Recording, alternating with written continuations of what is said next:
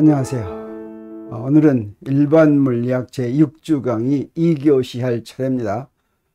제6주에서는 열현상에 대해서 공부하기 시작했죠. 그리고 1교시에 어디까지 공부했습니까? 연력학 제1법칙까지 공부했습니다. 연력학 제1법칙이 무엇이었습니까? 연력학에서 다루는 시스템, 그것이 바로 무엇이었냐면 무수히 많은 입자들이 무질서하게 운동하는 그런 시스템이었죠. 그 시스템에 대한 에너지 보존 법칙인데, 에너지 보존 법칙이 거시 세계에서는 무엇이었습니까? 뉴턴의 운동 법칙과 똑같은 기본 법칙이었죠. 그래서 기본 법칙이란 모든 것을 다 설명하는 법칙인데, 연력학의 경우에는, 연력학적 대상의 경우에는, 연력학적 시스템의 경우에는 연력학 제1법칙, 즉 에너지 보존 법칙인 연력학 제1법칙만으로 부족하다. 그래서 연력학 제2법칙이 있어야 되니까, 그래서 연력학 법칙을 연력학 제1법칙, 2법칙 이렇게 불렀다고 이야기했죠. 자, 연력학 제2법칙을 공부하기 위해서 먼저 기본으로 알아야 될 것이 무엇이냐면 이상기체의 몰 비열입니다. 우리 비열 배웠죠? 몰 비열도 배웠죠. 비열은 뭐냐면 단위 질량당 열 용량이 비열이었습니다. 몰 비열은 단위 몰당 1몰의 열 용량이었죠. 그게 만약에 이상기체라고 한다면 그 몰 비열을 우리 이론으로 알 수가 있습니다. 실험으로 알았던 보일 샤를의 법칙을 우리 이론으로 어떻게 하는 거였어요? 기본 법칙인 뉴턴의 운동 법칙을 적용했는데 무수히 많으니까 거기다 통계를 적용한 거죠. 통계 적용했더니 사실은 굉장히 쉬워졌죠. 이상기체의 경우에도 우리 비열을 구할 수가 있습니다. 그래서 기체의 몰 비열이라고 한다면 기체 n몰에 Q주를 가해서 온도가 델타 TK만큼 오르면, 그러면 몰 비열은 어떻게 계산했습니까? 어떻게 계산하면 Q를 가해준 열을 델타 T로 나누고, 이건 뭐냐면 단위 온도당 필요한 열량입니다. 그리고 N으로 나누면, N이 몰수였죠. 그러면 단위 몰당, 1몰당 얼마만한 열량이 필요하냐? 온도 1도를 올리는데, 기체 1도, 이상기체의 온도를 1도 올리는데, 그런데 이상기체뿐 아니라 기체의 경우에는 몰 비열이 두 가지가 있습니다. 왜 그러냐면 온도를 올려주면 우리 연력학적 대상, 연력학적 개는 그 변수를 무엇으로 기술합니까? 온도, 압력, 부피, 변수가 세 가지가 있죠. 온도만 오르는 것이 아니라 열을 가면 온도만 오를 수가 있는 게 아니라 압력도 바뀔 수가 있고 부피도 바뀔 수가 있는 것입니다. 그래서 우리 이렇게 두 가지로 나눠서 생각합니다. 정적 비열과 정압 비열. 그래서 기체가 열을 받으면 기체의 압력, 부피, 온도가 모두 바뀌는데, 이것을 이때 여기 이렇게 이제 표시를 하겠습니다. 여기 가열을 했어요. 그랬을 때 우리 이렇게 여기를 딱 고정을 시키면 어떻게 되냐면 피스톤이 있는데 피스톤을 가열시키고 가열을 하고서 온도를 측정하면 어떻게 되겠습니까? 부피는 일정하게 유지하는 거죠. 여기서 우리가 정적 비열을 구할 수가 있습니다. 그러니까 여기 1도 오르는데 열량이 얼마 필요한가? 그냥 1몰당. 요 안에 지금 기체가 1몰이 들어있다면, 그러면 정적 비열을 우리가 구할 수가 있고, 그렇게 하지 않고 어떻게 해요? 압력을 일정하게 유지하려면 어떻게 하면 되겠습니까? 여기 피스톤의 옆면하고 마찰이 없다고 생각하고 그 위에 올려놓는 추의 무게를 일정하게 유지할 것 같으면, 그러면 여기서 기체가 이게 위로 올라가는 압력에 의한 힘과 추에 의한 힘이 이게 평형을 이루겠죠. 자, 그러면 그때는 압력이 일정하게 유지가 되고, 이렇게 해서 구한 비열을 우리 무엇이라고 그러냐면 정압 비열이다라고 합니다. 이상기체의 정적 비열과 정압 비열이 같지가 않은데 둘 중에 어떤 게 더 크겠습니까? 만약에 온도 1도가 올라간다면 어떤 것이 열량이 더 많이 필요하겠습니까?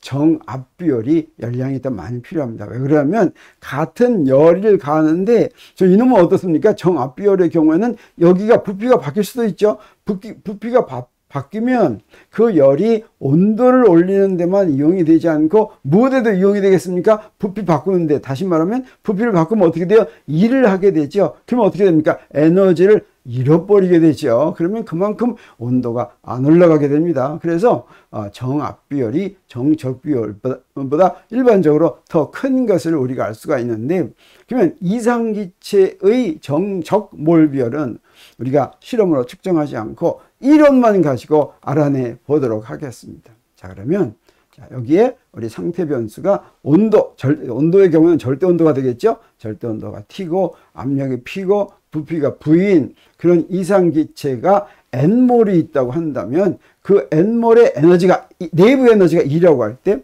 일반적으로는 우리 어떻다고 그랬습니까? 내부 에너지를 알 수가 없다고 그랬죠. 연력학적 시스템의 내부 에너지를 알 수가 없지만 이상기체인 경우에는 알 수 있다고 그랬습니까? 알 수 있다고 그랬습니다. 그게 얼마입니까? 이때의 내부 에너지는 얼마냐면 절대 온도에만 비례하고 그 비례상수가 뭐였어요? 2분의 3 NR이었죠. N은 몰수고 R은 기체상수였습니다. 자, 그러면 정적 몰 비율을 구하기 위해서 부피를 고정하고 이제 가열을 합니다. Q만큼 가열했다고 하겠습니다. 그러면 이제 무엇이 바뀌겠습니까? 몽땅 다 바뀝니다. 절대 온도도 바뀌죠. 압력도 바뀌죠. 부피는 바뀌지 않고 전과 같겠죠. 그래서 V'은 V라고 하겠습니다. 그리고 몰수도 바뀌겠습니까? 안 바뀌겠습니까? 바깥하고 기체가 왔다 갔다 하지 않으면 바뀌지 않습니다. 그때 내부 에너지가 E'이라고 한다면, 그래서 Q만큼 온도를 가열한 다음에 E'이라고 한다면 그때 우리가 알 수 있는 게 뭐가 있겠습니까? 우리 내부 에너지를 알 수 있겠습니까? 없겠습니까? 네, 지금 알죠. 내부 에너지가 무엇에만 의존합니까? 절대 온도에만 의존하죠. 그래서 2분의 3 nRT'입니다. 이렇게 이야기할 수가 있겠습니다. 그러면 여기서부터 우리 연력학 제1법칙에서 우리 무엇을 아냐면, 연력학 제1법칙은 우리 앞에서 했었죠. 에너지 변화량은, 내부 에너지 변화량은 무엇과 같다고 그랬습니까? Q-W였죠. 그래서 내부 에너지 변화량은 델타 E는 E' 빼기 E인데 그건 Q-W인데, 이때 우리 정적 비율의 경우에는 부피가 안 바뀌면 어떻게 됩니까? 델타 V가 0이니까 그때는 어때요? 한 일은 반드시 압력 곱하기 부피 변화량으로 나타나죠. 그래서 이때는 한 일이 0이니까 바로 델타 E는 Q와 같다고 하는 것을 알 수가 있어요. 그래서 우리 이런 식을 얻었는데, 이 식으로부터 우리 바로 뭘 알 수가 있냐면 2분의 3 nRT' 빼기 2분의 3 nRT는 이게 바로 뭐예요? 2분의 3 nR로 빼면은 델타 T가 되죠.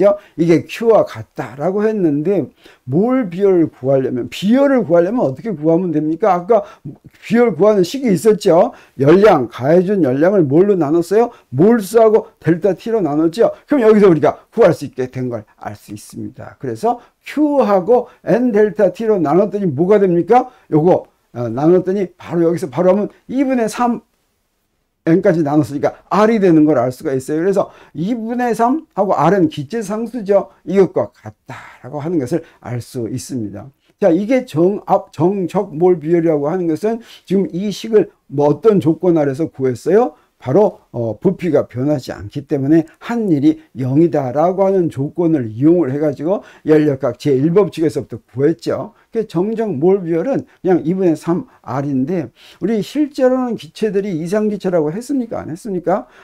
이상기체가 아니라고 그랬죠. 근데 이렇게 이상기체라고 가정하더라도 그 값은, 나중에 구한 값은 실제 기체하고 어떻다고 그랬어요? 상당히 비슷하다고 그랬죠. 그래서 사실은 우리 2분의 3R, 이게 이상기체의 몰비, 정적 몰비율인데, 실제 기체의 정적 몰비율도 이것과 매우 같다라고 하는 것을 여러분한테 나중에 설명하겠습니다.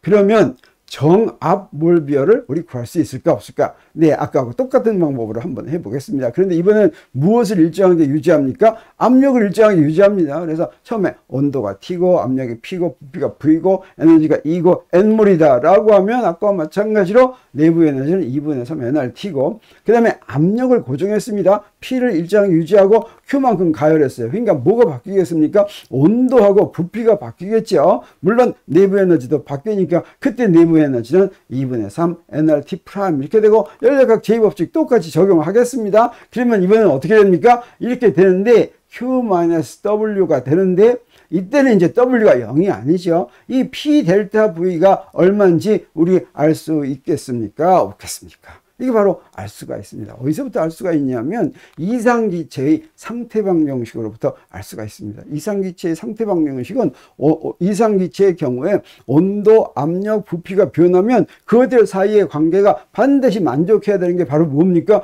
PV는 nRT죠. 그러면 이때 압력을 일정하게 유지하고 부피만 변경시킬 것 같으면 어떻게 됩니까? 야, P는 일정이니까 V하고 또 T는 바뀌죠. 그래서 P 델타 V는 NR 델타 T 이렇게 되는 걸 알 수가 있어요. 그래서 P 델타 V가 뭔지 여기 딱 알았습니다. NR 델타 T 여기다 대입하겠어요. 이걸 대입할 것 같으면 우리 어떤 식을 얻습니까? 2분의 3 NR 델타 T는 Q-NR 델타 T라고 하는 걸 알 수가 있죠. 여기 P 델타 V가 NR 델타 T니까. 그러면 여기서부터 Q를 델타 T로 표시하면 어떻게 됩니까? Q는 2분의 5 NR 델타 T니까 우리 바로 또 이제 몰 비열을 구하는 식을 구할 수가 있죠. 몰 비열은 Q를 무엇으로 나누면 됩니까? N 델타 T로 나누면 되죠. 그래서 이때 정압 몰 비열은 N 델타 T분의 Q인데 여기서 그럼 뭐가 됐어요? 2분의 5R이 된다. 기체상수의 2분의 5배가 된다라고 하는 걸 알 수가 있겠습니다. 자, 이렇게 우리 구했어요. 근데 아빠 여기서 기체상수라고 막 그랬었죠. 이 기체상수는 아까 정적 몰비열하고 정압 몰비열을 딱 구해놨더니 기체상수는 뭐가 됩니까? 이상기체의 정적 몰비열은 2분의 3R이고 그 다음에 정압 몰비열은 2분의 5R이니까 이걸 딱 뺄 것 같으니까 뭐가 됐어요? R하고 똑같아졌죠.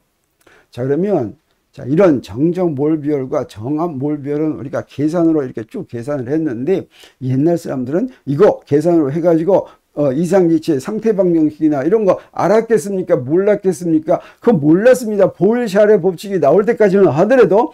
그렇지만 보일샬 법칙이 나올 때, 다시 말하면 이상기체의 상태방정식 나오기 전에도 정적 몰비열과 정압 몰비열은 나올 수가 있었겠습니까? 없었겠습니까? 나올 수가 있었죠. 그래서 그때 이미 기체들의 정적 몰비열과 정압 몰비열을 측정해 봤더니 그 차이가 딱 얼마냐면 어떤 일정한 수가 됐습니다. 그래서 그 상수를 갖다가 기체상수라고 부르는 것입니다. 사실은 CP-CV가 일정한 값이니까 기체상수라고 부르는 거죠. 근데 우리 앞에서 이상기체의 상태방정식 할 때는 우리가 이상기체의 상태방정식을 다 유도해 놓은 다음에 유도했더니 그게 뭐였습니까? NKBT였죠.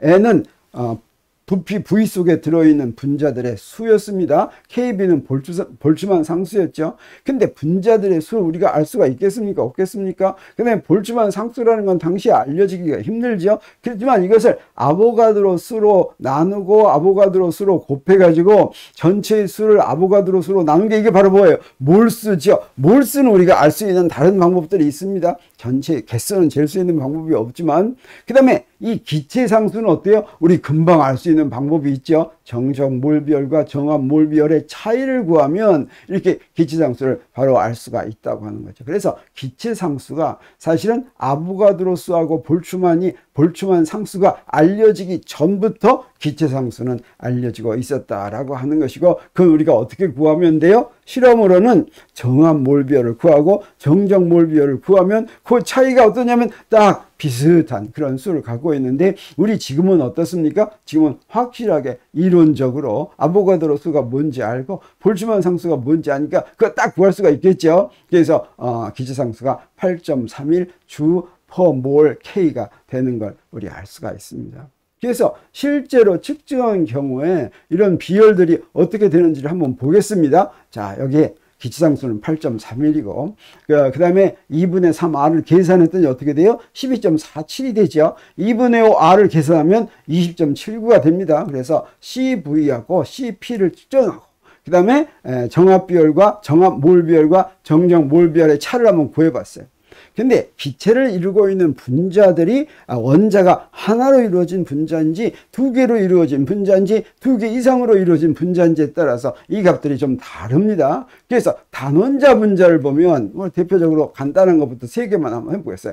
헬륨의 경우에 단원자 분자가 이렇게 됩니다. 그 다음에 아르곤의 경우에 단원자 분자가 이렇게 되고 네온의 경우에 단원자 분자가 이렇게 됩니다. 이것들이 다 뭡니까? 불활성 기체들이죠. 불활성 기체들은 원자 하나로 분자가 이루어지는데 이거 딱 봤더니 어떻습니까? 이상 기체의 경우하고 거의 딱 맞죠. 그리고 그 차를 구했더니 딱 그게 되는 거 우리가 알 수가 있죠. 그래서 이것들을 보니까 바로 이상 기체와 같은 결과가 되는 거 우리가 알 수가 있겠습니다.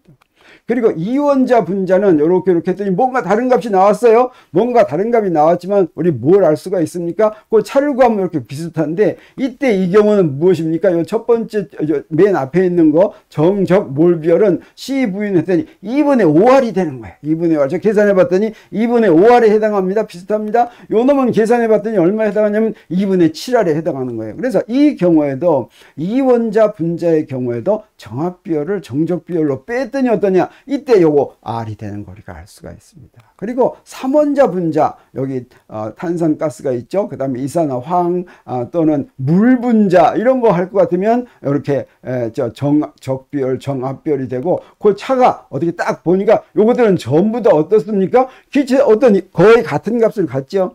그래서 이 기체 운동론, 분자 운동론이 나오기 전에 이론적으로 기체의 상태 방정식 이딴 거 나오기 전에 이미 기체 상수가 먼저 알려져 있다고 하는 것을 우리가 알 수가 있겠습니다. 자, 그러면 우리 연력학 제2법칙으로 들어가기 전에 몇 가지 기초를 공부하겠습니다. 연력학적 과정이라고 하는 말이 있는데 이 연력학적 과정은 역학에서 보면 우리 몇 개의 물체만 가지고 있을 때 보면 운동 경로에 해당하는 것이 연력학적 시스템에서는 연력학적 과정에 해당하는데 자 여기 시스템이 있으면 우리 역학적 시스템 이 시스템이라고 하는 것은 내가 운동을 기술하는 물체들의 모임이라고 그랬죠. 그래서 이걸 두 가지로 나눌 수가 있습니다. 역학적 계와 연력학적 계로. 역학적 계에서 시스템은 한 물체 또는 여러 물체 이게 대상이 되겠고 연력학적 계에서는 어떤다고 그랬어요? 무수히 많은 물체라고 그랬죠. 이때 역학적 계에서는 외부와 상호작용이 그 대상 물체가 다른 거하고 상호작용하는 걸 우리가 무엇이라고 부르냐면 힘이라고 부릅니다. 그래서 그런데 우리 연력학적 계에서는 그게 바로 뭐예요? 무엇으로 상호작용한다고 그랬습니까? 열과 일을 교환해서 상호작용을 한다고 그랬죠. 그리고 이때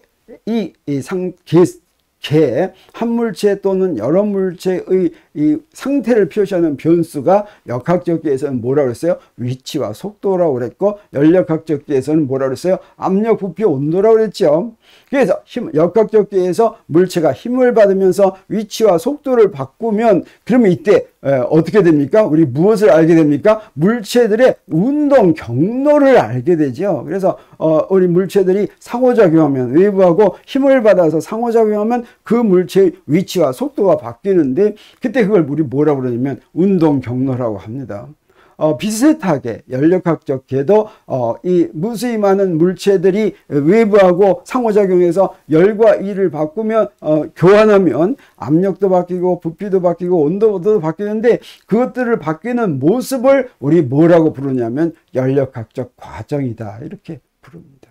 그래서 일과 열을 교환하면서 온도, 부피, 압력이 바뀌는 그 방법 이걸 우리 연력학적 과정이라고 한다고 하는 거죠. 그래서 연력학적 상태는 딱 이렇게 돼가지고 어떤 상태를 무엇으로 표시합니까? 상태 변수로 표시하죠. 그 상태 변수가 무엇입니까? 개의 압력과 개의 부피와 개의 온도입니다. 근데 이 연력학적 과정이란 뭐냐면 이 연력학적 개가 일과 열을 교환할 것 같으면 어떻게 돼요? PVT가 바뀝니다. 그 바뀌는 과정. 그 바뀌는 과정을 우리 연력학적 과정이라고 하는데, 이때 바뀔 때 우리 무엇을 제대로 이해하는 게 굉장히 중요하냐면 열적 평형을 이해하는 것이 좋습니다. 두 연력학적 계가 열적 평형이 되어 있다면 우리 앞에서 한번 얘기를 했었죠. 열적 평형을 판단하는 변수가 바로 무엇이에요?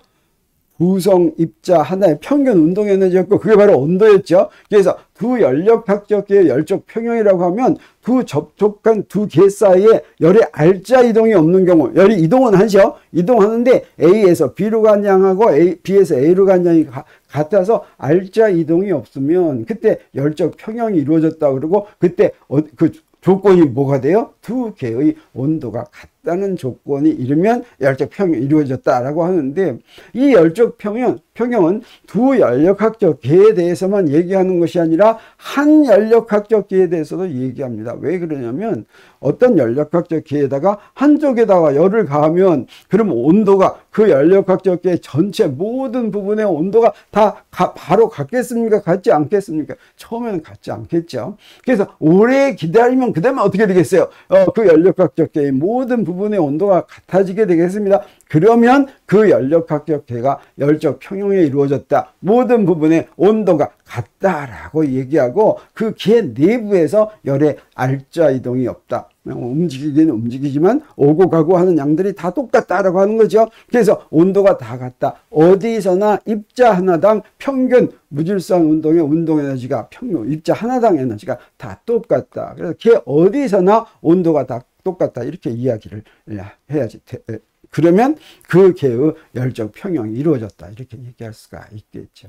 그러면 이런 연력학적 과정을 우리가 쉽게 표시하려면 어떻게 하냐면, 그것을 표시하는 것 중에 그 도표를 표시하는 방법이 있는데, 그게 유명한 게 PV 도표입니다. PV 도표란 뭐냐면 가로축을 뭐로 하냐면 부피로 합니다. 세로축은 뭐로 하냐면 압력을 해요. 그래가지고 이렇게 그립니다. 그래서 여기다 가로축 V를 그리고 세로축 P를 구했어요. 그리고 어떤 순간에 온도는 따로 표시합니다. 어떤 순간에 상태마다 점을 표시해요. 그래서 이렇게 변했다고 한다면 이쪽 끝에서는 지금 압력이 PI고 부피는 VI다. 이런 겁니다. 그래서 열과 E를 교환할 것 같으면 뭐예요? 이거 좀 바뀌어요. 바뀌어가지고 쭉 바뀌어서 PF하고 VI로 이렇게 바뀌었다면 그 선을 이걸 갖다가 PV 도표라고 하고, 온도 T는 이제 이렇게 바뀔 때 요거는 이제 온도를 일정하게 유지하면서 했다면 요 선 쪽에서는 온도는 다 똑같습니다. 요건 이제 이렇게 온도 T는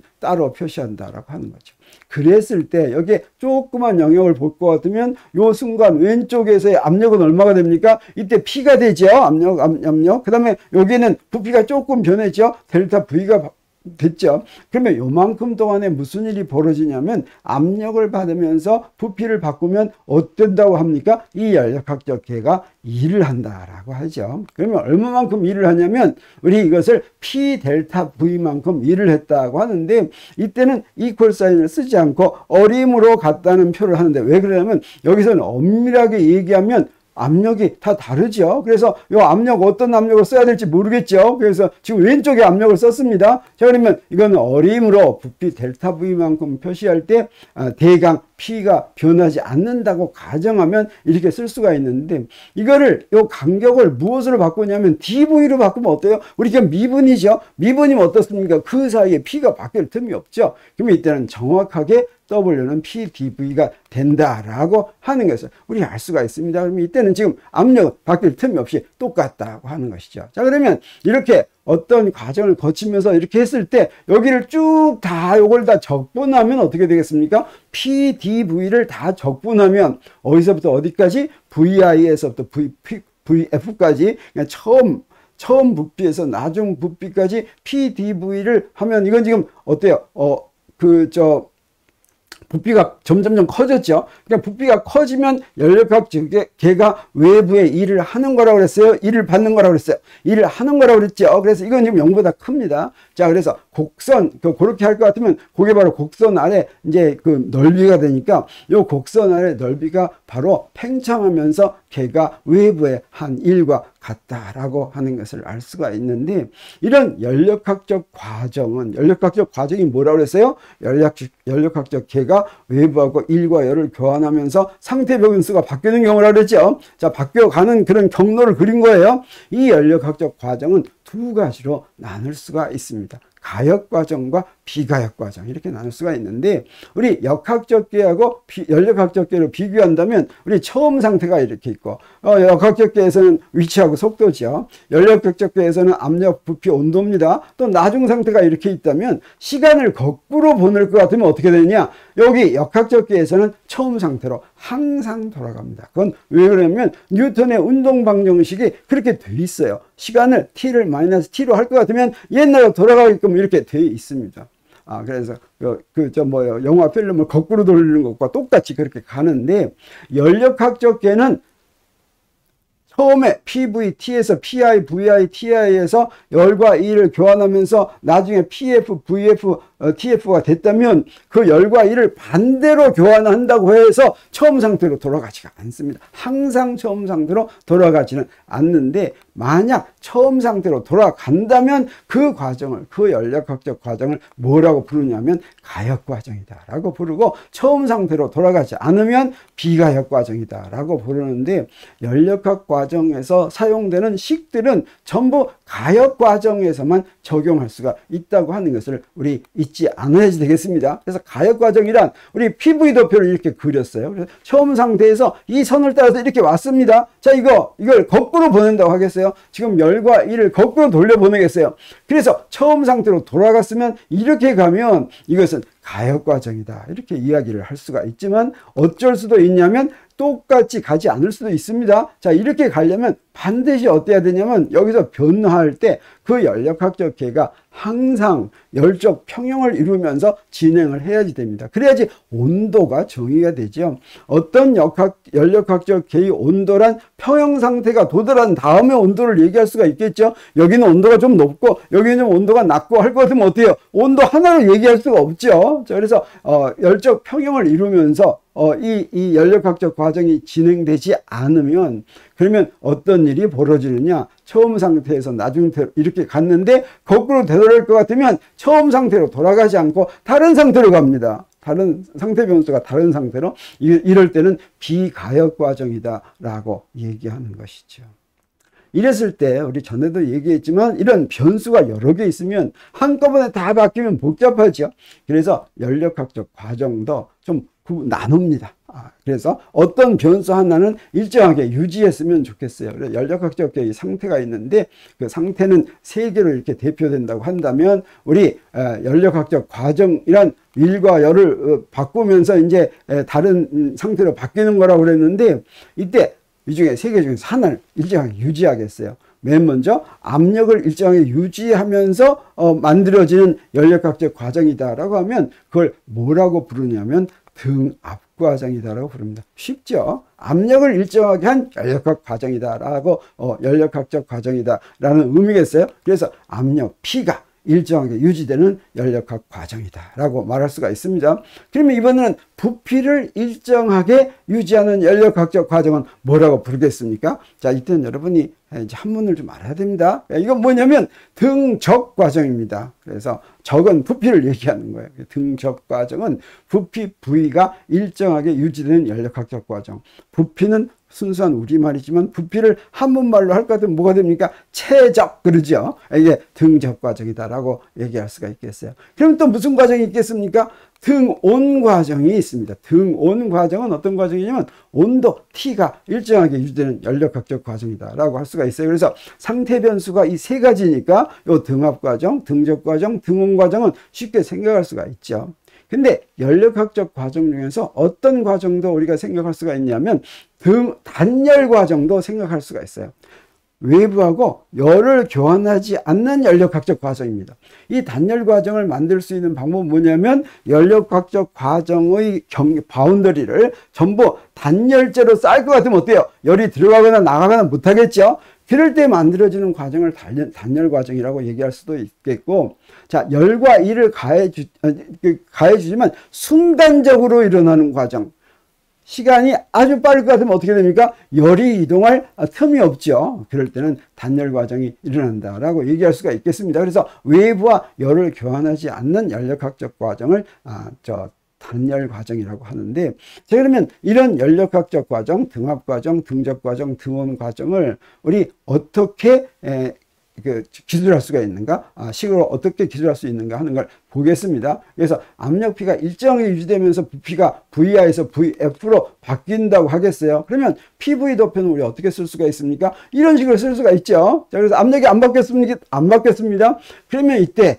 우리 한 일을 그 부피가 VI에서 VF로 바뀔 때 한 일을 금방 계산할 수 있습니다. 우리 일은 어떻게 계산하는 거예요? PDV에서 어디서부터 어디까지, V에서 VF까지 적분하면 되는데 P가 안 바뀐다 그랬죠? 그러니까 이거 바깥으로 나오죠? 그럼 바로 P 델타 P가 델타 V가 되는 걸 우리가 알 수가 있습니다. 그래서 등압 과정에서는 항상 한 일이 P 델타 V가 되는 걸 우리 알 수가 있고, 이때 P는 안 바뀌니까 어떤 한 P 값을 딱 그 안 바뀌는 P 값을 여기다 쓰면 되겠죠.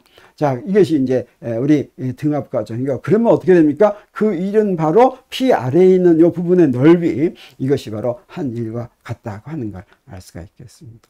그러면 등적 과정을 우리 PV 도표로 그리면 어떻게 되겠어요? 자, 이게 바뀌는데 부피는 안 바뀌었어요. 그럼 자, 이렇게 그리는 게 되죠. 부피는 안 바뀌었습니다. 자, 그러면 이때 외부의 한 일은 어떻게 되겠습니까? 우리 간단하죠. 여기 이렇게 했는데 여기 PDV에 대해서 적분을 하는데 어때요? 여기 적분 구간이 VI에서 똑같은 VI죠. 다시 말하면 쉽게 말하면 부피가 안 바뀌면 한 일이 얼마가 돼요? 0이 되죠. 자, 그러면 연력학 제1법칙에서부터 우리 등적 과정에서는 굉장히 중요한 걸 우리가 알 수가 있어요. 델타 E는, 이 델타 E가 뭐예요? 내부 에너지 변화량이죠. 등적 과정 할 것 같으면 그때는 한 일이 0이니까 등적 과정에서는 언제든지 에너지 변화량이 뭐가 같아요? 교환된 열량과 같다라고 하는 걸 우리 알 수가 있겠고, 이때는 W가 0이다라고 하는 것입니다. 그래서 델타 E는 Q다라고 하는 걸 우리가 알 수가 있겠죠. 그러면 등적 과정에서는 자, 이렇게 처음 상태가 NV, PI, TI고 나중 상태가 N하고 V는 똑같고 PF, TF로 바뀌었을 때 등적 과정에서 이용할 수 있는 게 뭐였습니까? 델타 E는 Q라고 하는 것이죠. 그러면 걔가 받은 열량은 우리 뭐로도 표시할 수가 있습니까? 그 비열로도 표시할 수가 있죠. 그래서 Q는 NCV, 우리 여기서 등적 과정이니까 요거 정적 비열이 되겠습니다. 근데 CV는 우리 뭘로 NCV에서 TF-TI 이렇게 쓸 수가 있겠고, 그러면 내부 에너지 변화량은 뭐와 같다고 할 수가 있겠어요? 등적 과정에서는 내부 에너지 변화량은 항상 온도 차이에다가 뭘 곱해줘요? 정적 비열하고 몰수를 곱해주는 것이 바로 이렇게 된다고 하는 걸 우리가 알 수가 있고, 이상 기체에서는 우리 모두 압니까? CV도 알죠? CV가 뭐였어요? 2분의 3 R이었죠? 그래서 2분의 3 NR TF-TI다 라고 하는 것이 나왔습니다. 그래서 이상 기체에서는 요거 이제 나중에 적분할 거면 이게 뭐가 되냐면, 이상 기체에서는 내부 에너지가 2분의 3 NRT와 같다고 하는 게 바로 여기서부터 나온 거다라고 얘기해도 좋겠습니다. 자, 그러면 이번에는 등온 과정을 보도록 하겠습니다. 등온 과정은 온도 T가 일정하게 유지가 됐죠. 그래서 PI, VI에서 PF, VF로 바뀌겠어요. 자, 요걸 갖다가 식으로 그래프로 그릴 것 같으면 등온 과정의 그래프 모습은 이렇게 되겠어요. 등적 과정은 PV 도표가 이렇게 됐죠.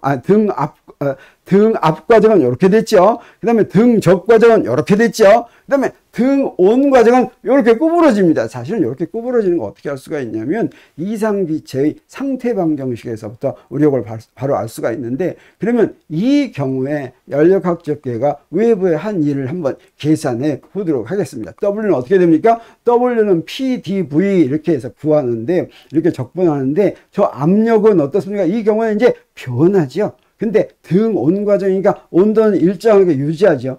일반적인 경우에는 이거 계산할 수가 없지만 우리 이상기체의 경우에는 계산할 수가 있습니다. 뭘 알아요? 이상기체에서는 이상기체의 상태 방정식을 알고, PV는 NRT도 알고, 그 다음에 에너지는 2분의 3 NRT라는 것도 알죠. 이 두 개를 이용할 것 같으면 쉽게 구할 수 있다고 하는 거죠. 그래서 이상기체의 등원 과정의 경우에 연력학적계가 외부의 한 일을 지금부터 계산해 보겠습니다. PV는 nRT가 됐습니다. 그러면 P를 뭘로 바꿔 쓸 수가 있어요? V분의 nRT 이렇게 바꿔 쓸 수가 있죠. 그래서 1은 P 대신에 뭘 써요? V분의 nRT 이렇게 바꿔 썼고, 그러면 어떻습니까? 등온 과정이니까 T는 일정하고 바깥으로 나오죠. 그럼 우리 뭘 적분하는 거예요? V분의 1을 적분하는 거죠. V분의 1을 적분하면 뭐가 됩니까? lnV가 됩니다. lnV. 그래서 lnVF 빼기 lnVI인데 lnVF 빼기 lnVI는 뭐가 되냐면 lnVI분의 VF 이렇게 되죠. 그래서 nRT 등온 과정에서는 이건 이제 이상기체의 경우입니다. 이상기체의 경우에 한 일이 nRT 그다음에 ln VI분의 VF가 되는 걸 이렇게 알 수가 있겠고, 그러면 2는 2분의 3 nRT로부터 우리 뭘 알 수가 있어요? 델타 E는 어떻게 됩니까? 등온 과정이니까 0이죠. 우리가 여러 번 한 거죠. 그 다음에 연력학 제1법칙으로부터 뭘 압니까? 델타 E는 Q-W인데 이건 어떻게 돼요? 0이니까 Q하고 W가 같다라고 하는 거 알았습니다. 그래서 여기 E를 알았으니까 Q도 알게 되는 거죠. 두 경우 모두 다 그래서 Q하고 W가 모두 nRT ln VI분의 VF가 된다고 하는 것을 우리 여기로서 알았습니다. 그러면 단열 과정은 어떻게 되나 한번 보겠어요. 걔를 열적으로 외부와 차단시킨 연력학적 과정. 다시 말하면 우리 연력학 제1법칙 델타 E는 Q-W 여기서 Q는 0인 과정이다. 이렇게 얘기할 수가 있겠습니다. 그럼 연력학 제1법칙을 다시 썼더니 어떻게 됩니까? 델타 E는 -W 이렇게 되죠. 그러면 단열 팽창에서는 무슨 일이 벌어지겠어요? 이상기체라고 가정한다고 하더라도 어떤 일이 벌어지냐면 부피가 증가하면 어떻게 됩니까? 부피가 증가하는 단열 과정에서는 에너지가 한 일이 0보다 작죠. 다시 말하면 내부 에너지가 어떻게 돼요? 줄어들죠. 이건 온도가 내려간다고 하는 걸 우리가 알 수가 있겠어요. 그래서 타이어가 뻥 터지면 갑자기 팽창을 해가지고 기체가 바깥으로 팍 나오죠. 그러면 그 타이어 주위, 그 타이어 속에 들어있던 공기의 온도가 갑자기 좀 내려간다라고 생각할 수가 있습니다. 이걸 뭐라고 부르냐면 단열 팽창이다 이렇게 부릅니다. 열을 교환하지 않고 갑작스럽게 팽창한다라고 하는 거죠.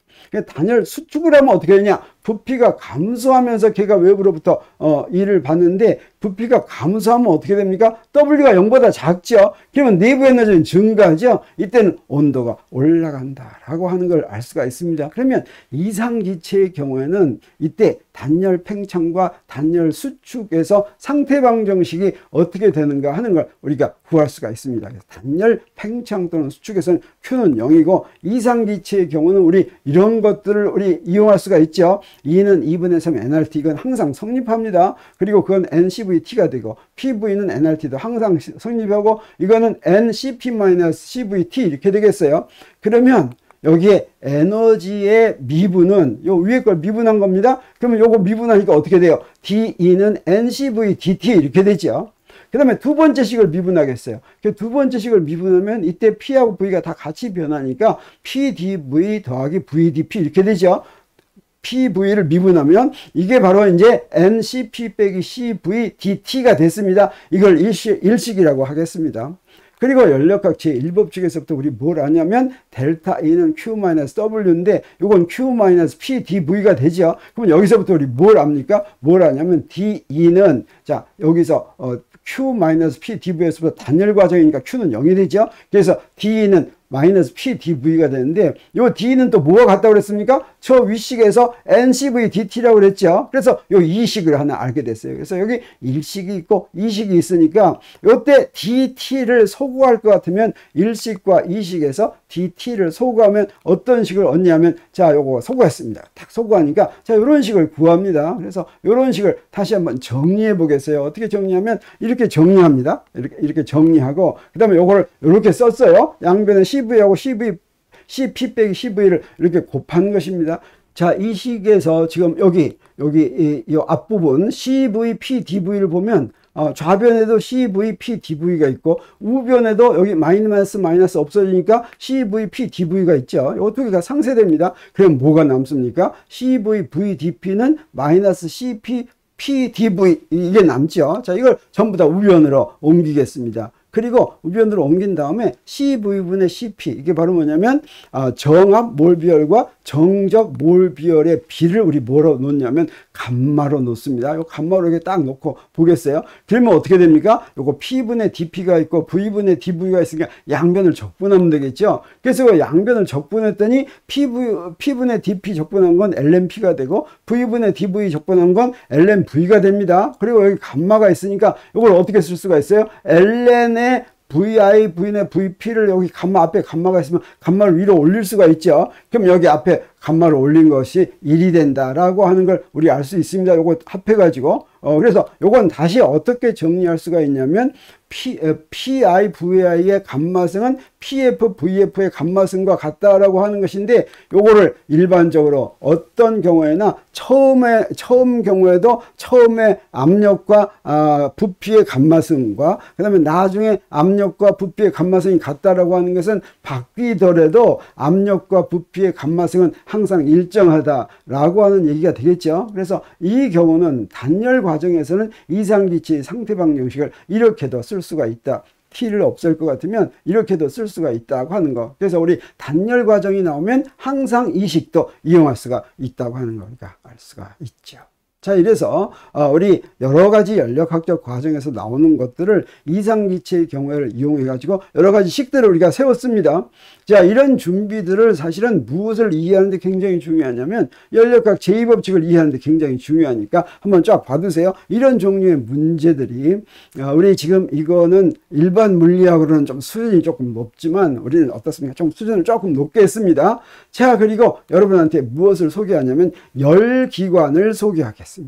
열기관이란 뭐냐면 우리 일과 에너지가 있는데 에너지는 뭐라고 그랬습니까? 에너지는 일을 할 수 있는 능력이라고 그랬습니다. 그래서 일이 있는데 일은 항상 A가 B한테 힘 F를 계속 작용할 때 A가 B한테 일을 한다 이렇게 얘기하고 이동을 시켜줘야 되죠. 힘을 작용하면서 이동을 시켜주면 힘하고 이동한 변이 사이의 스칼라곱, 이게 바로 한 일입니다.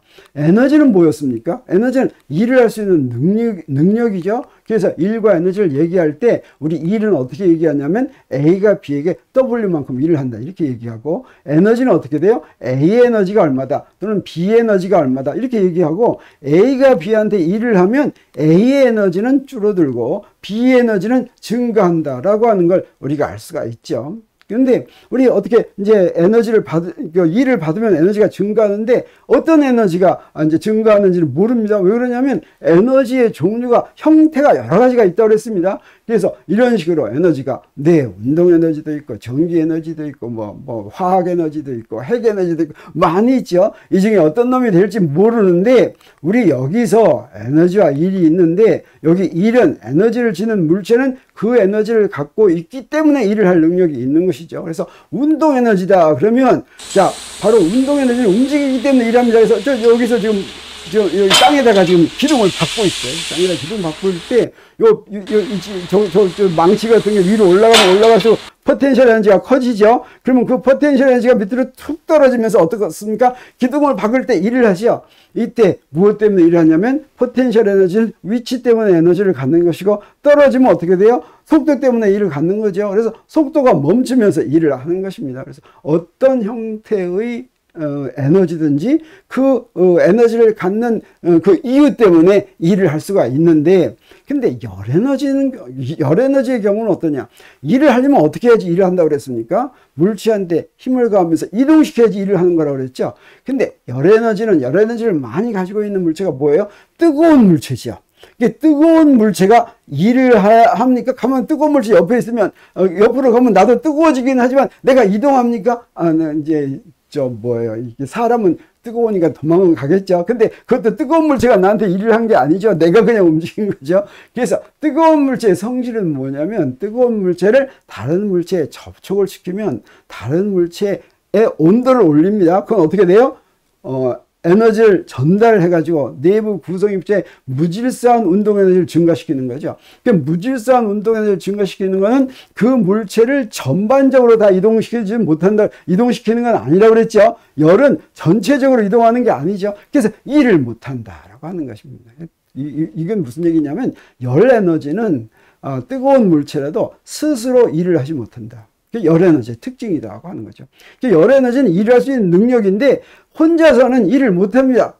그래서 전에는 어땠냐? 자, 열 에너지는 어떤 에너지냐면 한 형태에서 다른 형태로 에너지가 막 바뀌는데 그때 힘이 만약에 마찰력이 좀 있는 경우다라고 하면 어떠냐?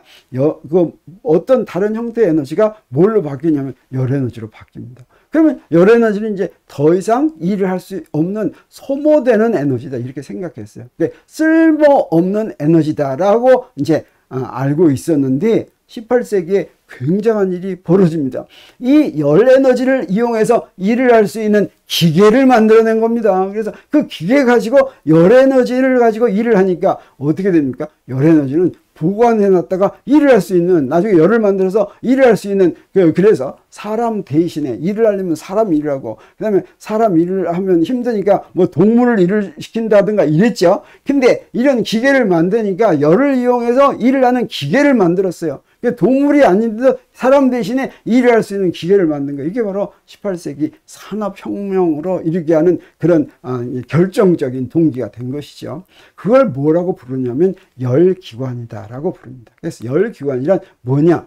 열 에너지를 역학적 에너지로 바꾸어서 일을 할 수 있게 만든 기계입니다. 장치입니다. 그런 첫 번째 일을 하는 열기관을 누가 만들었냐면 뉴커먼이라고 하는 사람이 만들었어요. 1712년에. 이건 약간 초보적인 그런 단계였는데 이것을 개선한 것이 뭐였냐면 제임스 와트의 증기기관이었습니다. 이 증기기관이 18세기에 나온 다음엔 어땠습니까? 이걸 이용해서 기차가 만들어졌죠. 이걸 이용해서 방적기계가 만들어졌죠. 공장이 세워지게 됐죠. 그래서 사람들이 사는 모습이 확실하게 달라졌다고 하는 것입니다. 그래서 물리가 발달하면서 20세기에 와서는 첨단 과학기술 문명이 나오고 전자기 에너지를 이용을 해서 전자기 팔을 이용한다든가 뭐 컴퓨터를 만든다든가 뭐 최근에는 스마트폰을 만든다든가 해가지고 굉장히 발달을 했지만 사실은 뉴턴 역학이 나온 다음에 물리학이 인간 생활을 향상시켜주는 별일을 안 했습니다. 언제까지? 18세기까지요. 이 열기관이 나오기 전까지는. 그래서 뉴커먼은 어떤 사람이냐면 영국 사람입니다. 최초로 실용 가능한 증기기관을 만든 발명가였고 이 사람은 영국에서 광산과 관련된 철물점을 경영하던 사람이래요. 이 사람이 당시에 이제 여러 가지 갱도에 스며드는 물을 퍼내는데 이 뉴커먼 엔진이 실제로 이용이 됐고 그래서 18세기에 영국과 유럽에는 수백 대의 뉴커먼 엔진이 설치됐다고 하는 것이고 뉴커먼 엔진의 그 동작 원리는 아주 간단합니다. 여기에 이제 이렇게 불을 뗍니다. 불을 떼면 어떻게 돼요? 증기가 이제 뜨거워지면 부피가 증가하죠. 그러면 이 피스톤이 위로 올라가요. 그럼 위로 올라가면 저 위로 올린 다음에 밑으로 내려야 되겠죠. 밑으로 내릴 때는 이 뜨거운 증기를 통과시키는 A 버튼을 잠그고 찬물이 있는 B 버튼을 열어줘요. 이거 옆에서 손으로 이렇게 해줘야 됩니다. 손으로 해주면 이게 어떻게 돼요? 식어서 다시 내려오고 이게 왔다 갔다 하면서 사람이 물을 푸지 않고 기계가 이게 왔다 갔다 하면서 물을 푸는 그런 동작을 했다고 하는 것이죠. 이것을 개선한, 실용적으로 개선한 사람이 제임스 와트고, 제임스 와트도 역시 영국 사람입니다. 발명가이자 기계공학자인데 최초의 실용적인 열기관인 뉴커먼 엔진을 개선했습니다. 1776년에. 그래서 이 증기기관을 상품으로 만들어서 성공해가지고 아주 돈을 많이 벌었어요. 그리고 은퇴 뒤에도 여러 가지 발명품을 계속 내놓았는데 이제 이것처럼 크게 성공한 건 없다는 것이고 이걸 기념하기 위해서 이 사람의 이름을 무엇의 단위로 쓰냐면 일률, 전력의 단위로 와트라는 전력의 단위로 우리가 쓰고 있죠. 그러면 열기관은 어떤 걸 이용하냐면 아까 열역학적 과정이 있었는데 이 열역학적 과정을 몇 개를 덧붙여 가지고 순환 과정을 만납니다. 그래서 열기관이란 열 에너지를 역학적 에너지로 바꾸어서 일을 하는데 이용될 수 있도록 만든 기관인데 열기관의 동작 물질이 있으면 열기관에는 아까 뭐였습니까? 그 증기를 갖다가 뜨겁게 막 가열시켰던 그런 뉴커먼 기관에서 그런 게 있었죠. 그래서 동작 물질이란 열기관의 동작 물질이 고연에서 열 에너지를 받아가지고 저열원에 전달하는 과정에서 그 동작 물질의 성질을 이용해가지고 열 에너지 일부가 일로 바뀌는 그런 역할을 하는 것입니다. 그때 열기관에서는 몇 가지 열역적 연력학적 과정을 하는데 이 연력학적 과정이 한 바퀴 돌 것 같으면 그 열기관의 상태가, 열적 상태 변수들이 다 똑같은 상태로 다시 돌아옵니다. 그래서 이것을 순환 과정이라고 하죠. 똑같은 상태로 돌아오면 어떻게 됩니까? 특히 이상기체의 경우에는 온도가 같아지면 내부 에너지가 같아지죠. 그래서 이런 내부 에너지라든가 이런 것들이 원래대로 다시 돌아온다. 한 바퀴 돌아가면 이게 Q-W는 0이다 라고 하는 걸 이용하고, 그러면 어떻게 돼요? 한 번 순환 과정에서 한 바퀴 돌아오면 내부 에너지가 같아집니다. 그러면 어떻게 되겠어요? 그 순환 과정 동안에 쭉 받은 열을 다 합한 거고 한 일을 다 한 거하고 합하면 0이니까 이 두 개가 같게 되죠. W하고 Q는 같다라고 얘기할 수가 있습니다. 그래서 우리 연력학적 과정을 PV 도표로 이용할 것 같으면 이렇게 4개의 연력학적 과정이 됐다고 하겠어요. 그러면 이 연력학적 과정 가만 봤더니 어떻습니까? 지금 시계 방향으로 돌아갔죠. 시계 방향으로 돌아가면 우리 여기서 위에서 오른쪽으로 갈 때는 요게 외부에 한 1이 되죠. 아래에서 왼쪽으로 갈 때는 요거 일을 받은 거죠. 그래서 한 일이 더 많고 받은 일이 작으니까 어떻습니까? 전체적으로 이 열기관은 바깥으로 일을 할 수가 있는 거죠. 근데 반대 방향으로 돌아가면 어떻게 되냐? 반시계 방향으로 돌아가는 연력학적 과정은 자, 오른쪽으로 간 거, 요게 이제 왼쪽으로 간 거, 요거는 일을 받은 게 되죠. 그리고 아래쪽으로 간 거, 요건 일을 한 게 되죠. 요 차이는 요건 0보다 작게 되죠. 그래서 이 W는 이렇게 만약에 순환 과정이 돌아갔다고 하면 외부에서 열을 받은 셈이 되겠다라고 하는 것입니다. 자, 그러면 이런 열기관의 동작 원리를 보면 여기에 열기관은 이제 뜨겁게 하는 고열원이 있고 주위 환경이 저열원이 되겠어요. 그러면 고열원에서 열이 열기관으로 들어갑니다. 그런데 저열원으로는 열이 그냥 저절로 바깥으로 나가겠어요. 왜냐하면 열은 어떻습니까? 높은 온도가 있으면 낮은 온도로 저절로 흘러나가죠. 그래서 흡수한 열량 중에서 일부는 저열원으로 내려가는데 고열원의 온도를 TH라고 하고 저열원의 온도를 TC라고 하면 이때 QH에서 QC로 갑니다. 자, 그러면 이때 이런 순환 과정을 통해서 한 일과 받은 열과 이것들의 차이에서부터 우리 이제 일을 한다고 하는 걸 우리가 알 수가 있는데요. 열기관에 투입된 에너지는 바로 뭐냐면 고열원에서 흡수된 열, 이걸 QH라고 하겠어요. 근데 Q는 우리 지난 시간에 1교시에 부호 규정을 배웠죠. 그래서 Q가 0보다 크면 받은 열입니다. Q가 0보다 작으면 이제 바깥으로 나간 열이죠. 그래서 여기서 똑같이 QH, QC 그랬는데 고열원에서 열을 받았다 그러면 이 QH는 0보다 큰 수겠어요. 그 다음에 저열원으로 열을 내보냈다라고 하면 이 QC는 0보다 작겠습니다. 그러면 이 열기관이 받은 알짜열은 뭐가 되냐? QH 더하기 QC입니다. 부호까지 집어넣은 거예요. 그러면 그 차이가 받은 열에서 나간 열의 차이가 바로 QH 더하기 QC다라고 하는 걸 우리가 알아야 되겠어요. 그러면 외부에서 한 열은 항상 무엇과 같아요? QH 더하기 QC, 이게 이제 알짜 열이죠. 그래서 W는 QH 더하기 QC다라고 하는 걸 우리가 알 수가 있겠고, 효율은, 그래서 어떤 열기관의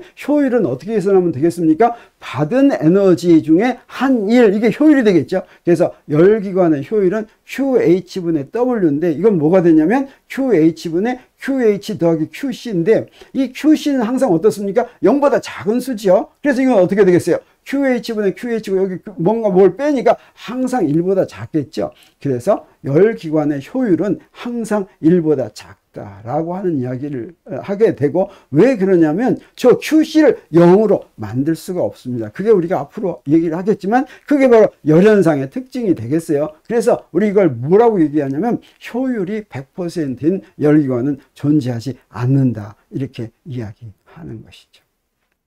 자, 그래서 우리 열기관이라는 건 무엇인가를 알았는데, 열기관 중에서 이론적인 열기관으로 유명한 열기관이 있습니다. 그게 바로 뭐냐면 카르노 기관인데, 카르노 기관은 이론적인 기관이에요. 아까 뭐라고 그랬습니까? 열기관의 효율은 100%가 될 수가 없다고 그랬죠. 그래서 이 열기관의 효율을 계산하겠어요. 자, 이렇게 계산을 했는데, 그때 QC는 0이면 효율이 1이 되지만 결코 그런 일을 만들 수가 없죠. 그래서 카르노의 기관은 어떤 기관이냐면 이건 이론적인 겁니다. 그때 동작 물질이 뭐냐면 이상기체가 되겠어요. 이상기체를 동작 물질로 해가지고 효율이 최대인 그런 열기관을 이제 카르노 기관이라고 하고, 카르노 기관의 효율은 우리가 식으로 이론으로 계산할 수가 있습니다. 왜냐하면 동작물질이 이상기체니까 이상기체에 대해서는 연력학 제1법칙하고 이상기체 상태 방식을 이용할 것 같으면 계산할 수가 있겠죠. 카르노라고 하는 것은 어떤 사람이냐면 이 사람 프랑스 사람이었어요. 그래서 아주 어린 나이에 에콜 폴리테크니크라고 하는 이건 프랑스의 아주 우수한 학생들 양성하는 군사학교 비슷한 그런 데였어요. 여기서 그 프랑스의 유명한 샤를이나 코리올리 이런 사람들과 같이 공부를 했는데 이 뉴커먼 기관이나 제임스 와트의 증기관 이런 거 나올 때 열 기관에 관련된 이론이 아예 없었습니다. 근데 카르노가 처음으로 1824년에 물의 원동력에 대한 고찰이라는 저서에서 효율이 최대인 열기관을 이론적으로 성공적으로 만드는 그런 이론을 제시했는데 이게 일찍 이 사람은 죽었어요. 그랬는데 카르노 이론이 생전에는 별 관심을 갖지 못했지만 우리 나중에 연력학 제2법칙을 만든 클라우지우스라는 사람이 엔트로피 개념을 형성하는데, 정의하는데 바로 이 카르노 기관을 이용을 했습니다. 이분은 36살의 나이에 아주 안타깝게 콜레라에 걸려서 사망하는 바람에 그 뒤에 더 큰 이제 그런 작업을 하지가 못했는데, 그러면 우리 카르노 기관의 열 효율을 한번 계산해 보겠어요. 그때 우리가 앞에서 이미 해놓은 거 뭘 알았습니까? 연력학적계가 외부에 한 일은 우리 이상기체라고 하면, 특히 이상기체의 등원 과정에서는 우리 뭐 알았어요? W는 nRT하고 ln V하분의 VF 이거 알았죠? 그래서 연력학 제1법칙을 이용할 것 같으면 일이나 열이 전부 다 nRT하고 ln V하분의 VF 이렇게 됐죠. 그래서 이거는 이상기체의 등원 과정에서 한 일이 이거와 같다라고 하는 것을 알았습니다. 그러면 이때 이상기체의 등원 과정과 단열 과정 두 개를 구분한다면 등원 과정에서는 PV는 nRT에서 T가 일정, 그래서 PV는 일정 이렇게 되겠어요. 등원 과정이니까. 근데 단열 과정에서는 어땠습니까? 단열 과정에서는 PV 값만은 일정이라고 하는 거 우리가 앞에서 유도해 놨었죠. 그래서 등원 과정에서는 이걸 이용하고, 그 다음에 단열 과정에서는 이걸 이용할 텐데, 카르노 기관은 순환 과정이라고 그랬죠. 과정 4개를 붙였는데 어떤 과정을 배합을 했냐면 등원 과정과 단열 과정을 배합을 했습니다. 그래서 카르노 순환 과정은 이런 과정이었죠. 이렇게 생겼습니다. 자, 이렇게 생겼을 때 이게 카르노 기관이고, 카르노 기관은 이상기체를 동작물질로 했어요. 그래서 카르노 순환 과정으로 동작하는 그런 열기관인데, 자, 이때 이런 기관이 상태 1에서 상태 2로 갔다가 상태 2에서 상태 3으로 갔다가 상태 3에서 상태 4로 갔다가 상태 4에서 다시 상태 1로 돌아오죠. 이 각각의 순환 과정의 연력학 과정이 뭐냐면 제1단계는 어떤 겁니까? 1에서 2로 가는 거죠. 1에서 2로 가는 것은 등온 팽창입니다. 지금 부피가 증가했죠. 그래서 이건 일정한 온도로 등온 팽창하는데, 등온 팽창하려면 외부에서 고열원에서 열이 들어와야 됩니다. 그때 들어온 열을 QH라고 하겠어요. 그래서 1에서 2로 들어가는 경우에는 열을 흡수한다라고 하는 게 되겠고, 그 흡수한 열이 바로 무엇과 같아요? 이제 나중에 QH 더하기 QC가 바로 이게 W하고 같게 되겠죠. 그러면 등원 팽창이니까 우리 뭘 이용할 수가 있겠어요? 제 1단계에서는 델타 이온은 이때 1단계에서 내부 에너지 변화량입니다. 그러면 QH 빼기 W1, W1은 1단계에서 한 일이 되겠어요. 외부의 한 일, 이게 0과 같다라고 하는 걸 알 수가 있죠. 그럼 여기서 우리 QH는 W1하고 같고, 이건 이렇게 주어지는 거 우리가 앞에서 구해놨습니다. 이건 0보다 크다고 하는 걸 우리가 알 수가 있죠. 그리고 우리 뭘 이용할 수가 있습니까? 요거 등온 과정에서는 P1, V1인데 요 등온 과정이니까 요건 온도가 다 같죠. 그래서 P1, V1이나 P2, V1이나 V2나 이거 다 같죠. 두 개 같은 것을 A라고 놓겠습니다. 등온 과정에서는 그 과정 이루어 나가는 연력과 과정 동안에 압력 곱하기 부피가 같은 거, 위에 있는 1단계의 등온 과정에서는 그걸 A라고 이렇게 놓겠어요.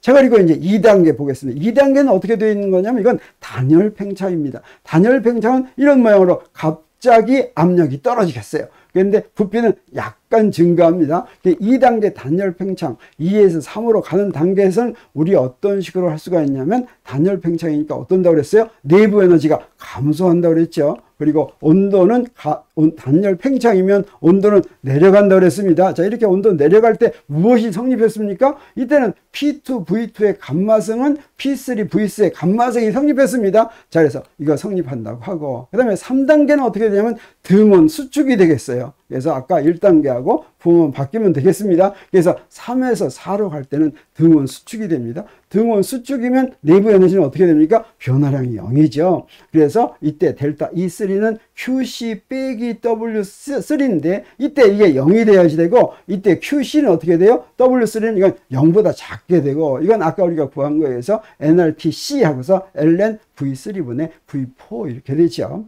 자, 그러면 그리고 이건 등원 과정이니까 또 뭐가 성립합니까? 네, P3V3는 P4V4가 성립하는데 이건 B라고 놓겠어요. 우리 나중에 이거 써먹을 겁니다. 그리고 마지막 4단계입니다. 순환 과정의 마지막 4단계는 단열 수축이 되겠어요. 그래서 카르노 기관이란 맨 처음에 등원 팽창, 그 다음에 단열 팽창, 그 다음에 등원 수축, 그 다음에 단열 수축 해가지고 전체적으로 한 1, 이 외부의 한 1이다 라고 하는 것이죠. 그래서 4단계 단열 수축은 4에서 1로 가는 것인데, 이때 단열 수축에서는 내부 에너지가 어떻게 돼요? 증가되죠. 그러면 이때는 뭐가 성립했습니까? P3V4의 감마성은 P1V1의 감마성과 같다라고 하는 것을 이제 성립했습니다. 그래서 이제 카르노 기관의 효율을 계산하겠어요. 카르노 기관의 효율이라는 건 어떤 거냐면 열기관이 낼 수 있는 최고의 효율을 내는 기관이 카르노 기관입니다. 이상기체를 동작 물질로 해가지고 낼 수 있는 그 일은 만들 수가 없어요. 열기관은 일은 절대로 만들 수가 없지만 최대로 만든 효율이 최대로 만든 카르노 기관인데, 그 카르노 기관의 효율은 어떻게 계산하면 되겠어요? 우리가 앞에서 구한 식을 다 써놓겠습니다. 그러면 여기에 아까 1단계에서는 P1V1는 P2V2는 A라는 거 있었죠. 2단계에서는 P2V2 감마성 이거 있었죠. 3단계에서는 요 B로 놓은 거 있었죠. 4단계 이렇게 있었고, 그 다음에 1단계에서 열 QH는 이렇게 두고 에너지도 이렇게 됐고, 그 다음에 QC도 이렇게 되는 거 우리가 구했었죠. 이걸 이용합니다. 그래서 요 4개의 식으로 뭘 이용하냐면 맨 처음에 이 식에서부터 여기 이 식이 있죠. 이 식을 어떻게 바꾸냐면 PV 감마성인데 PV로 하나 빼고 V2 감마 마이너스 1성 이렇게 쓰겠어요. 그러면 P2 V2는 바로 이거 뭐였습니까? P1V1은 P2 V2는 A 이렇게 놨었죠. 그건 A입니다. 그래서 AV2 감마 마이너스 1승은 저 위에 있는 P3 V3는 B죠. 이건 B V3 감마 마이너스 1 이렇게 되니까 요 B는 뭐라고 놓을 수가 있겠어요? A 나누기 B는 B3 나누기 V3 나누기 V2의 감마 마이너스 1승 이렇게 놓을 수가 있겠죠.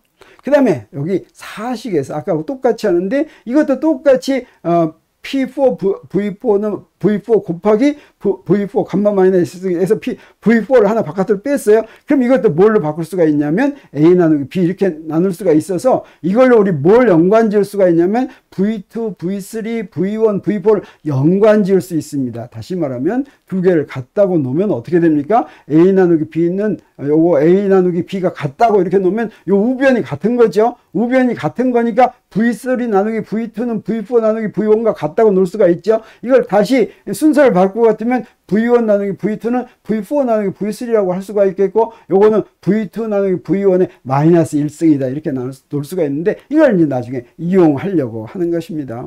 자, 그래서 우리 뭘 이용했어요? 요 열량 이걸 이용했죠? 그럼 이걸로부터 우리 열 효율을 계산할 수가 있고, 또 요것도 이제 이용하겠습니다. 그래서 열 효율은 어떻게 됐습니까? QH분의 QH 더하기 QC니까 이게 1 더하기 QH분의 QC 이렇게 되는 거죠. 그러면 여기다가 여기 집어넣겠어요. QH분의 QC를 여기다 집어넣습니다. 그럼 어떻게 돼요? 1 더하기 TH 여기 그대로 집어넣었으니까 NR은 지워지죠. NR은 지워지고 TH분의 TC하고서 NRV 뭐 이렇게 나옵니다. 자, 그러면 요 두 번째 요걸 집어넣겠어요. 여기다 집어넣으면 뭐가 되냐면 1 더하기 이렇게 한 다음에 여기에 V1, V2 여기 마이너스 1승 이렇게 이제 요거 그대로 집어넣습니다. 집어넣었어요. 근데 여기에 마이너스 1승 하면 뭐가 됩니까? 요 마이너스 1이 앞으로 이렇게 나오죠. 그래서 그 앞으로 이렇게 뺐어요. 자, 그랬더니 뭐가 됩니까? 자, 요 식이 나오는데 저 식은 아주 좋죠. ln v1분의 v2하고 분자에 있는 거하고 분모에 있는 거하고 없어지죠. 그래서 이렇게 됐습니다. 자, 그래서 요게 이제 카르노 기관에서 우리 책에 많이 나오는 것인데, 카르노 기관의 열 효율은 1 더하기 QH분의 QC라고 하는 것은 아주 정의에서부터 나온 거니까 간단하죠. 근데 그것이 1 마이너스 TH분의 TC다라고 이제 책들에서 이렇게 쓰는데, 요거 증명된 데가 별로 없어요. 지금 거의 내가 여러분한테 보여주는 게 이게 처음이지 않을까 이렇게 생각합니다. 이게 사실은 지금 어떻습니까? 몇 단계를 거쳐서 QH분의 QC가 이상기체의 경우에 무엇과 같아요? 마이너스 TH분의 TC와 같다라고 하는 걸 보였죠. 이걸 이렇게 열심히 여러분한테 보여준 이유가 있습니다. 이 카르노 기관의 효율을 무엇에 써먹냐면 연력학 제2법칙 엔트로피를 정의하는데 이용하는데, 연력학 제2법칙에서는 엔트로피라고 하는 물리량을 도입합니다. 그래서 이제 드디어 연력학 제2법칙을 여러분한테 설명하겠습니다. 연력학 제2법칙은 어떻게 해서 나오게 됐냐? 아까 몇 번 강조했었죠. 연력학 제1법칙이라고 하는 게 에너지 보존 법칙인데, 에너지 보존 법칙 하나면 되는데, 근데 이게 이상하다라고 하는 거죠. 그래서 한번 보겠습니다. 연력학적 계하고 역학적 계가 있다고 하면 대상이 뭐였냐면, 역학적 계는 물체의 운동이었고 연력학적 계는 무수히 많은 운동이었고, 어떻습니까? 변수는 위치하고 속도였고 뭐 이런 거였죠. 그 다음에 상호작용은 이렇게 됐고, 그렇죠. 그냥 기본 법칙은 뭐였어요? 역학적 계는 에너지 보존 법칙 하나였죠. 연력학 제1법칙이 바로 뭐라고 그랬습니까? 에너지 보존 법칙이라고 그랬죠. 근데 역학적 계에서는 어때요? 요거 하나 가지고 충분하다고 그랬죠? 운동용로 구하는데 요거 하나 가지고 충분했는데, 연력학적 과정의 경우에는 충분하지 않다고 하는 것입니다. 연력학적 과정을 설명할 때는 연력학적 제1법칙만 가지고는 설명할 수가 없다고 하는 거예요. 그래서 그걸 한번 진짜로 그런지 보겠습니다. 여기에 연력학 제1법칙이 있고 실제 상황이 있는데, 예에서 이런 경우가 있다고 했어요. 자, 여기다가 냄비에다가 물을 넣고 가열하면 뜨거워지죠. 자, 그러면 이거 연력학 제1법칙으로 설명하면 어떻게 됩니까? 내가 가해준 열이 그 열을 받은 물의 온도 변화로 나타난다. 그러니까 연력학 제1법칙 만족합니까? 안 합니까? 만족하지요. 실제로 이런 일 일어납니까? 안 일어납니까? 일어나지요. 근데 무슨 얘기도 할 수가 있냐면, 자, 여기 배가 갑니다. 그럼 바닷물 속에 에너지가 있습니까? 없습니까? 바닷물 속에는 무진장한 에너지가 있습니다. 열 에너지가 있어요. 자, 바닷물 속에 열 에너지가 있다는 건 뭘 가지고 합니까? 바닷물의 온도가 절대 온도 0도가 아니죠. 절대 온도 0K가 아니죠. 그럼 무진장한 에너지가 있으니까 바닷물의 에너지를 이용해서 선박이 간다. 이거 연력학 제1법칙 만족합니까? 만족하지 않습니까? 만족합니다. 바닷물에 있는 에너지를 갖다가 동력으로 써가지고 저 선박으로 가면 되겠어요. 이거 연력학 제1법칙하고 아무런 위배사항이 없죠. 근데 실제로는 이런 일이 벌어집니까? 안 벌어집니까? 우리 배에다가 연료를 잔뜩 실어야 되죠. 왜냐하면 바닷물의 에너지를 갖다 쓸 수가 없기 때문이죠. 이게 실제 상황에서는 연력학 제1법칙만 가지고는 설명할 수가 없다고 하는 것이죠. 자, 냉장고 문을 열면 시원해진다. 연력학 제1법칙 만족하죠. 실제로 이런 일 벌어지죠. 근데 여기에 한 잔의 커피가 있는데, 커피가 공기 속에 또 열이 엄청 많죠. 그럼 공기 속에 있는 열 때문에 커피가 더 뜨거워진다. 그런 일이 연력학 제1법칙은 그러더라도 만족합니까? 안 합니까? 만족하죠. 근데 그런 일이 벌어집니까? 안 벌어집니까? 벌어지지 않죠. 네, 그래서 우리 연력학 제1법칙만으로는 설명할 수 없는 그런 현상이 열 현상에는 있다고 하는 것이죠. 그래서 연력학 제2법칙이 필요하다라고 하는 걸 우리가 알게 되고, 연력학 제1법칙으로 설명할 수 없는 열 현상으로 이제 아까 말한 거를 정리하면 뭐냐면, 열은 높은 온도의 물체에서 낮은 온도의 물체로 저절로 이동하는데, 요거는 연력학 제1법칙으로 설명이 안 된다고 하는 거죠. 그리고 효율이 100%인 열기관은 만들 수 없다라고 하는 것도 연력학 제1법칙만으로는 설명이 안 되는 거죠. 그래서 연력학 제2법칙, 또 다른 법칙이 필요하다라고 하는 것인데, 이런 것들을 열은 높은 온도에서 낮은 온도로 저절로 이동한다라고 하는 게 연력학 제2법칙입니다. 효율이 100%인 열기관을 만들 수 없다라고 하는 게 열역학 제2법칙이에요. 그게 이제 19세기에 나온 열역학 제2법칙, 필요한 법칙인데 이걸 열역학 제1법칙처럼 간단하게 설명할 수 있었으면 하고 연구하는 사람들이 많이 있었습니다. 그래서 19세기 학자들이 열역학 제2법칙을 간단히 설명할 그런 물리학을 찾기 위해서 노력했는데 드디어 누가? 클라우지우스라는 사람이 엔트로피라는 물리학을 제안하게 됩니다. 클라우지우스는 누구냐면 이런 사람입니다. 독일의 물리학자였어요. 열역학을 창시한 사람이라고도 할 수 있는데 카르노 순환 과정을 재해석해 가지고 제2법칙, 열역학 제2법칙의 기초를 세웠습니다. 1865년에 최초로 엔트로피를 수학적으로 정의하고 그리스어를 가지고 이용을 해서 엔트로피라는 용어를 만든 사람이 바로 클라우지우스라고 할 수가 있겠습니다. 그래서 이 열역학 제2법칙은 어떻게 얘기하냐면 고립계가 있으면 고립계란 외부와 상호작용하지 않는 시스템, 이걸 바로 고립계라고 우리가 얘기를 하는데, 그래서 외부와 상호작용이 하지 않는다는 건 무슨 얘기겠어요? 외부와 열과 일을 교환하지 않는 계를 고립계라고 할 수가 있겠죠. 그러면 이 고립계에다가 열역학 제1법칙을 적용하면 어떻게 되겠습니까? 그 고립계의 내부 에너지는 어떻게 되겠어요? 내부 에너지는 변하지가 않죠. 꼭 내부 에너지뿐만 아니라 고립계의 총 에너지는 변하지 않는다. 이렇게 얘기해도 되고, 이건 뭐냐? 에너지란 바깥으로 나가면 그만큼 감소하고 밖에서 들어오면 그만큼 증가한다는 얘기입니다. 이 얘기는 또 다시 말하면 에너지는 창조되지도 소멸되지도 않는다라고 하는 얘기가 되겠어요. 그래서 열역학 제1법칙은 바로 이렇게 에너지 보존 법칙과 똑같은 법칙이다, 이렇게 얘기할 수가 있는데, 열역학 제2법칙을 우리 엔트로피로 얘기하면 고립된 시스템에 에너지를 교환하지 않으면 엔트로피는 감소하지 않는다라고 말할 수 있습니다. 그래서 이 엔트로피는 어떻게 정의된 거냐면 이 에너지처럼 이렇게 측정돼 가지고 우리가 직접 측정하고 비교하는 그런 양이 아니라 감소하지 않는다라든가 증가량이 얼마라든가 이런 식으로 정의가 되는데, 자, 그러면 클라우지우스가 이 엔트로피를 어떻게 무엇으로부터 정의를 했냐면 바로 카르노의 순환 과정을 이용했습니다. 여기 순환 과정이 이렇게 있었죠. 그래서 아까 봤더니 어떻게 됐습니까? 여기 제1단계는 뭐라고 그랬어요? 등원 팽창, 2단계는 단열 팽창, 그 다음에 3단계는 등원 수축, 4단계는 단열 수축이라고 했습니다. 요 동안에 효율이 어떻게 됐어요? 효율이 1 더하기 QH분의 QC인데 우리가 아까 열심히 공부해가지고 증명한 게 뭐였어요? 이게 바로 1 마이너스 TH분의 TC와 같다는 걸 우리가 증명했죠. 이걸 조금 이양하게 했어요. 클라우지우스가 한 게 이겁니다. 이양을 해서 어떻게 만들었냐? 이렇게 만들었어요. 이렇게 만들었더니 어때요? 이렇게 된 겁니다. 자, 이렇게 됐어요. 자, 그러면 이건 무슨 얘기냐? TC분의 QC를 새로운 물리량으로 정의를 할 것 같으면 한 순환 과정 동안에, 요거 카르노 순환 과정이라고 그랬죠. 이 순환 과정에서는 상태 함수는 순환 과정에서 제자리로 돌아가면 원래로 가야 돼서 변화량이 0이어야 됩니다. 내부 에너지도 바로 이런 상태 함수가 되겠어요. 근데 제자리로 상태에 의존하는, 상태 변수에 의존하는 함수라고 하면 상태 변수가 원래 것으로 돌아가면 똑같은 값이 돼야 되겠죠. 자, 이게 바로 이 엔트로피가 똑같은 한 바퀴 돌면, 순환 과정에서 한 바퀴 돌면 그걸 다 더할 것 같으면 0이 되는데, 어떻게 정의하면 바로 요거를 갖다가 새로운 물리량으로 정의하면, 이거 뭘로 정의했어요? 이걸 갖다가 엔트로피의 변화량으로 정의했습니다. 엔트로피라고 정의한 것이 아니라 엔트로피의 변화량으로 정의했어요. 그래서 어떤 연력학적 시스템이 있는데 그 시스템의 온도가, 절대 온도가 T인데 그 절대 온도가 T인 시스템에 열이 Q만큼 들어가면 엔트로피가 델타 S만큼 변한다라고 하는, T분의 Q만큼 변한다라고 하는 거죠. 이게 변화량입니다.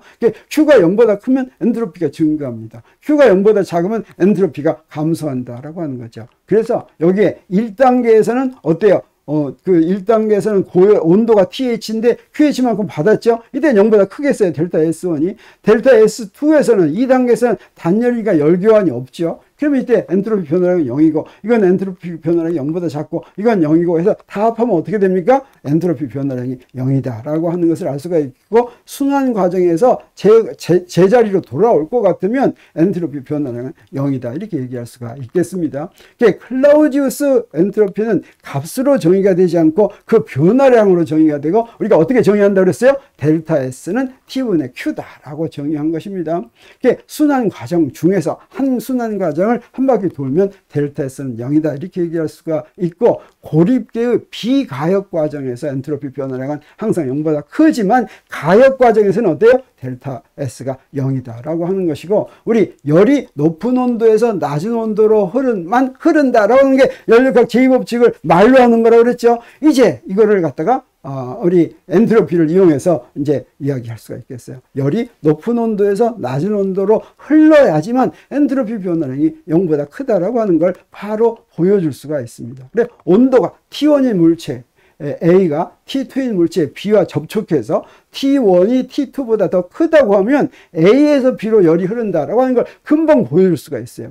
물체 A에서 B로 Q가 흘렀다라고 한다면 그때 S에서는 열이 나갔죠. 엔트로피 변화량이 T1분의 마이너스 Q입니다. B로는 열이 들어갔죠. 그래서 엔트로피 변화량이 T2분의 Q가 되겠어요. 그래, 이건 0보다 작고 이건 엔트로피 변화량이 0보다 크지만 둘을 합하면 어떻게 됩니까? 둘을 합하면 T1이 T2보다 커야지만 이게 0보다 크죠. 근데 그 반대로 흐른다고 한다면, B에서 A로 흐른다고 한다면 그때는 델타 SA가 T1분의 Q가 이게 0보다 크고 이게 0보다 작게 되겠죠. 이 두 개를 더하면 어떻게 됩니까? 이건 0보다 작아서 이런 일은 벌어지지 않는다 이렇게 이야기할 수가 있다고 하는 것입니다. 그래서 열은 높은 온도에서 낮은 온도로 흐른다라고 하는 것도 엔트로피를 이용할 것 같으면 아주 자연스럽게 설명할 수가 있다고 하는 것이죠. 그래서 연력학 제2법칙은 우리 저절로 흐르는 열은 반드시 높은 온도의 물체에서 낮은 온도의 물체로 흐른다라고 하는 것을 요 클라우지우스의 엔트로피 가지고 바로 델타 S는 T분의 Q와 같다라고 한다면, 절대 온도가 T인 그런 시스템이 Q를 흡수하면 엔트로피 변화량이 이렇게 된다라고 하면 바로 연력학 제2법칙을 표현할 수가 있다고 하는 것이죠. 그래서 고립계의 연력학적 과정은 엔트로피가 감소되지 않는 방향으로 진행한다라고 얘기할 수가 있는데, 그래서 에너지와 엔트로피를 두 가지로 정의할 수가 있습니다. 우리가 아까 어땠습니까? 열 현상은 경험적으로 측정해서 된 게 있고, 우리 분자 운동량으로 이렇게 유도해서 되는 게 있다고 그랬죠. 엔트로피는 아직 그건 하지 않았습니다. 그래서 열 현상에서만 했어요. 근데 에너지와 엔트로피는 어땠습니까? 열 물리에서는 그냥 델타 E는 Q-W, 그 다음에 여기 엔트로피는 델타 S는 T분의 Q 이렇게 했죠. 근데 통계역학에서는 이걸 어떻게 하냐면, 여기 운동 에너지의 합과 포텐셜 에너지 합, 이게 바로 이상기체에서는 2분의 3 NKBT가 된다라고 하고, 엔트로피를 통계역학에서는 이렇게 엔트로피 값을 딱 이렇게 정의를 합니다. 여기서 KB는 볼츠만 상수고, 오메가 E는 에너지가 E인 상태가 가질 수 있는 상태수의 로그가 이제 요거 엔트로피를 정의하는데, 이게 바로 무엇을 의미하냐면 그 시스템의 무질서한 정도를 이제 설명하게 되는 것이죠. 우리는 여기까지는 공부하지 않았지만 엔트로피도 우리 통계역학에서는 이렇게 유도할 수가 있다고 하는 것이고, 이 시기 바로 볼츠만이 유도한 시기다라고 얘기할 수가 있습니다. 우리 볼츠만에서 한번 소개했었죠. 볼츠만이 오스트리아의 유명한 물리학자인데 바로 이런 통계역학을 분자가 존재하는지도 모를 때 했다가 그냥 자기의 목숨을 스스로 끊은 사람입니다. 자, 그러면 이렇게 쟀을 때 에너지의 단위는 뭐가 되냐면 줄이 됩니다. 그 다음에 엔트로피의 단위는 뭐가 되겠어요? Q를 T로 나눈 거니까 줄퍼 K가 되겠죠. 자, 이렇게 해서 우리 연력학 제2법칙이 꼭 필요하다는 것을 이제 인식을 했습니까? 네, 인식했겠죠. 그리고 엔트로피가 연력학 제2법칙을 쉽게 표현할 수 있는 방법이다 라고 하는 것까지 소개하면서 제6주 강의를 전부 마치기로 하겠습니다. 수고했습니다.